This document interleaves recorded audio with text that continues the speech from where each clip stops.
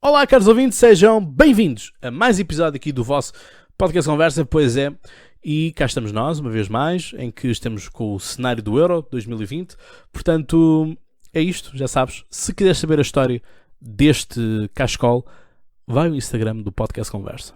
Para além de seguires, ficas atento e a novidades, mas também ficas a saber qual é a história deste mesmo cascol. Só tenho a dizer o seguinte, que é, obrigado Diogo.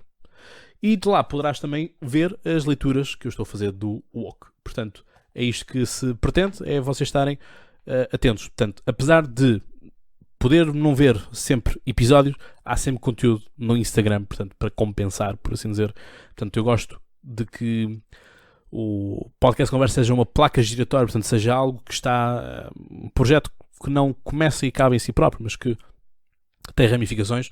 E, portanto, já agora faço também um pedido para seguires o think tank que eu criei, o Polititank, no Instagram. Portanto, vê lá o trabalho que nós estamos lá a fazer.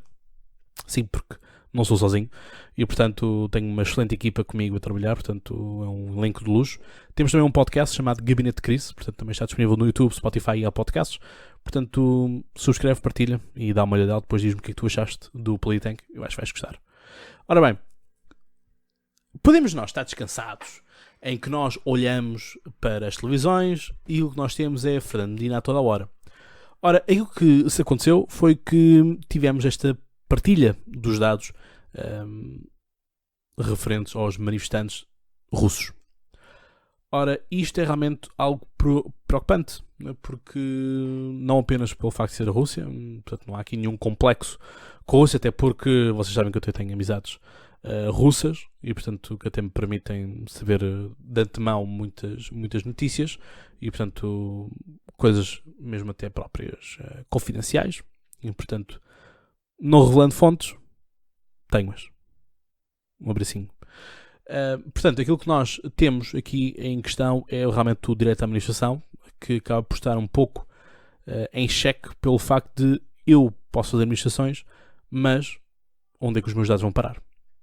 Vocês sabem que este podcast já realizou uma manifestação contra o artigo 13 e, portanto, nessa manifestação aquilo que eu tive que fazer e aquilo que toda a gente tem que fazer é muito simples, ou seja, todos nós temos direito à manifestação, mas tem que ser um direito que tem que ser avisado. Ou seja, eu se quiser fazer uma manifestação não posso ir 2 para amanhã, quer dizer, 2 para amanhã posso, mas não posso ir agora fazer uma manifestação relâmpago na Baixa. Não é? Portanto, eu tenho que enviar um e-mail à Câmara Municipal a avisar que tal dia, tal hora, eu, Cláudio Fonseca, cidadão portador do cartão número tal, vou fazer uma manifestação apelidada de tal, com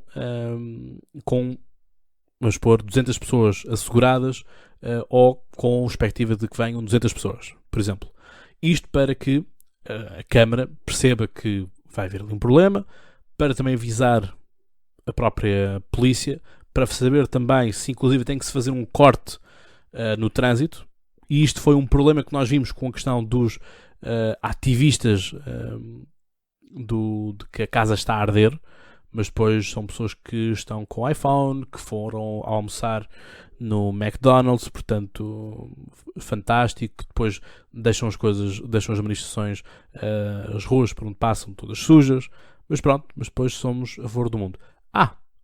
Mais para dizer que os países ocidentais são os que menos poluem o mundo. Portanto, vejam isto também nos dados libertados, foi pelo Instituto Mais Liberdade, se não estou enganado. Vejam também aquilo que é esta parte em que percebemos que afinal os países que estão em vias de desenvolvimento são aqueles que mais poluem, a China à cabeça.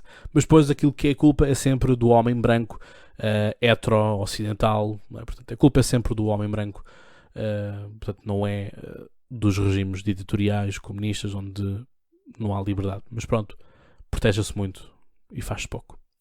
Ora, aquilo que nós temos aqui é também perceber isso. Portanto, temos que comunicar para que as autoridades estejam atentas. Portanto, isso para mim não há problema nenhum, até porque é necessário garantir a segurança não apenas das pessoas, mas também daquilo que são os próprios manifestantes. Portanto, a polícia serve para um lado e serve para o outro. E, portanto, eu sempre fui da ideia de que manifestações devem ser feitas, claramente, mas nunca na vertente da destruição. E, portanto, nós temos muitas manifestações que infelizmente caem, resvalam para essa parte da pancadaria, da destruição, do grafite, da vandalização das coisas. E, portanto, isso para mim não pode ser algo válido. Portanto, esse tipo de coisas não vale a pena, porque isso depois só descredibiliza a própria manifestação. Ora, aquilo que nós temos, então, aqui de ideia, é que o que Fernando Medina fazia era alertar, portanto, o estabelecimento onde se iria fazer a manifestação e dar os dados dos promotores. Ora, isto é simplesmente ridículo. Isto é simplesmente gozar. O outro é gozar com quem trabalha. Isto é mesmo gozar com quem se manifesta. Em que fazemos manifestações contra a Rússia. E, portanto, são pessoas que são ativistas que, se calhar, vieram de lá para cá e, portanto, vieram para Portugal porque achavam que Portugal era um país seguro.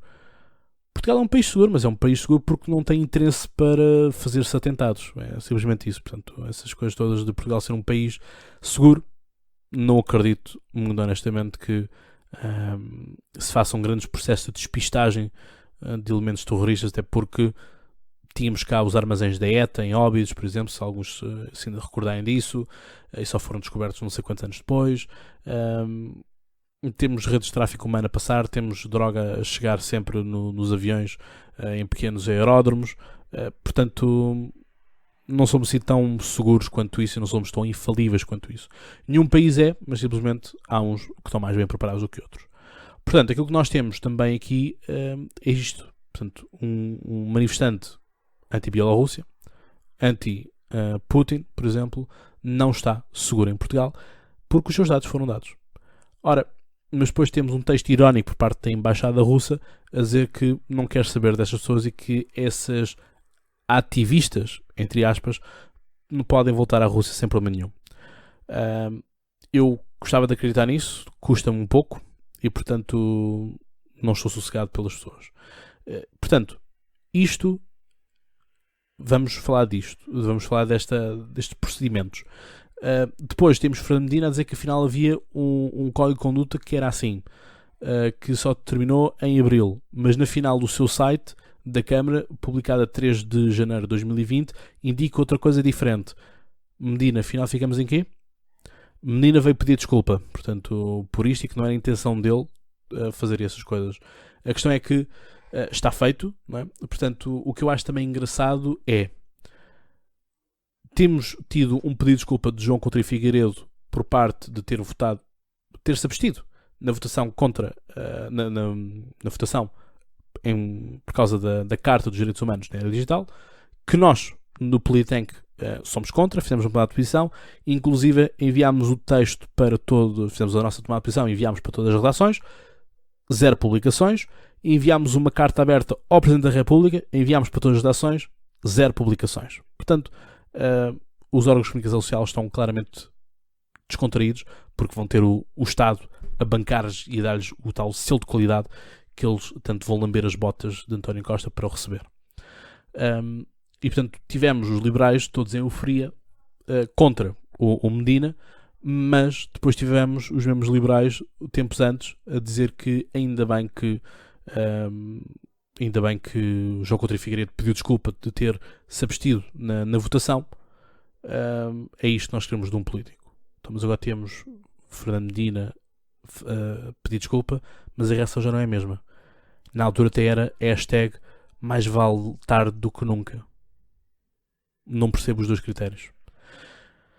Portanto, isto não que eu simpatize com o Fernando Medina, apesar de já termos estado juntos durante muitos tempos, em muitos eventos, mas não é uma pessoa que eu nutra grande simpatia, até porque para mim uma pessoa que é um lambotas, para mim uma pessoa que é um cão de fila de alguém, não tem qualquer espinha dorsal, não tem qualquer valor como ser humano na política. Portanto, lacaios, não gosto de lacaios. Portanto, aquilo que nós temos é isto, que é a segurança das pessoas está posta em causa. Eu concordo que os dados sejam processados pela polícia, no sentido de, caso haja algum problema, é muito mais fácil nós identificarmos quem é que eram as pessoas, quem é que eram os promotores. Mas agora isto ir para o Ministério da Administração Interna, para Ministros dos Negócios Estrangeiros de outros países, para os locais, não faz sentido. O que é que os locais precisam, os locais que eu vou fazer a manifestação, precisam saber quem é que eu sou para tal. A maioria dos locais tem câmaras de videovigilância, portanto conseguem me identificar se eles quiserem. Mas não tenho que saber onde é que eu moro. Porque lá está, a nossa casa é o nosso templo, é o sítio onde nós estamos descansados, é o sítio onde nós procuramos paz depois de um dia de trabalho ou por problemas da vida. E portanto, saber a casa, saber o local da casa de outra pessoa não é algo que eu me sinta muito confortável. Portanto, no meu caso, eu como fiz a manifestação na Praça da Figueira, julgo que os meus dados não tenham ido para muito longe, mas isto é simplesmente irresponsabilidade política. Agora, temos Iniciativa Liberal, temos o Carlos Moedas, mas quer dizer, Carlos Moedas, eu espero um pouco mais de Carlos Moedas, porque se é só isto, se Carlos Moedas, a oposição que tem para fazer a Fernando Medina é apenas isto, é apenas ir atrás das migalhas que ele deixa daquilo que são erros, parece muito curto e portanto não me parece que a consultadoria política assinada pelo candidato esteja a funcionar muito bem. Se quiserem que eu lá vá dar uma mãozinha, é apenas uma questão de falarmos. Mas isto é realmente ridículo. Como é que nós temos um principal adversário que vai atrás daquilo que o outro faz de errado e portanto não tem capacidade para fazer tempos novos, de mostrar uma outra face, mostrar uma outra realidade e outra solução. Porque em política, aquilo que nós no final do dia estamos a falar é de soluções. Nós em política queremos soluções. Nós queremos que aquela pessoa diga: este problema existe, a solução é esta, está feito. É isto. Portanto, hashtag Medina out, claro que sim. Portanto, acho que Medina não tem condições para isto. São demasiados erros. Este é um erro grosseiro. É um erro de ingenuidade. Mas isto não é apenas um erro de Medina, porque Medina é apenas o rosto disto. Temos que pensar quem é que são os Jotas que estão a trabalhar no Gabinete de Relações Internacionais da própria Câmara Municipal. É que a Câmara Municipal de Lisboa é das poucas a nível nacional que tem um departamento para componente internacional. Portanto, digam quem é que são os Jotas que fizeram isto. Quem é que são os Jotas que deliberadamente enviam para a Embaixada Russa este tipo de coisas, assim como também já ficámos a saber que foram também enviados para a Embaixada de Israel, para a Embaixada da Venezuela, portanto, do Brasil. Enfim, o que é que nós ficamos, não é? É que isto é dar o ouro ao bandido. Portanto, não me parece que isto tenha sido uma coisa muito bem delineada. Soube-se agora, espero que mais nenhuma outra Câmara Municipal tenha este tipo de práticas. Portanto, só nos resta agora saber também o do Porto. Portanto, mais uma polémica para Rui Moreira. Portanto, olha, vamos esperar para ver o que é que isto tem para nos dar. E assim que soubermos alguma coisa também iremos comentar alguma coisa. Porque lá está, esta resposta da Medina a mim não me satisfaz. E a ironia da Embaixada Russa, muito menos, como é óbvio, não é? Portanto, as coisas são mesmo assim. Caros ouvintes, obrigado por terem estado desse lado. Espero que tenham gostado do episódio. Espero que tenha sido esclarecedor para vocês também e que aprendam também a fazer um pouco de separação daquilo que é o ruído, daquilo que é realmente a opinião. E portanto, quero-vos agradecer imenso. E no caso de Fernando Medina, ele tem uma sorte imensa porque ele consegue ser presidente da Câmara e ainda consegue ser comentador. Portanto, ainda consegue comentar a favor de si próprio. Espetacular. Vamos ver o que é que ele vai dizer também na TVI durante este fim de semana. Portanto, obrigado, um grande abraço e vemos na próxima, já sabem. Até lá tenham boas conversas e já agora, cuidado com os vossos dados. Um abraço.